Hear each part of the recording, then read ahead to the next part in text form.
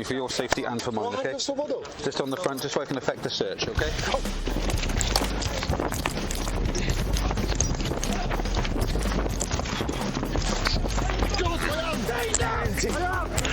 Put your arms behind your back now. Put your arms behind your back. Put your hands out. Sorry. Yeah, because I told you.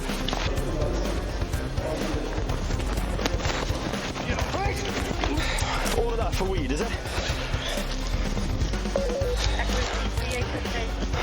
Okay. Right.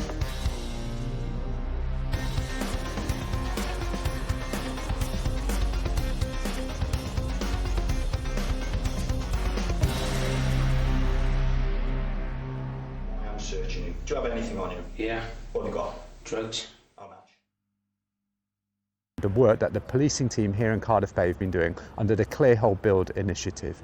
This is a partnership operation that we're running, but the police part of that has seen over 500 people arrested for a variety of offences such as knife carrying and drug dealing in our communities.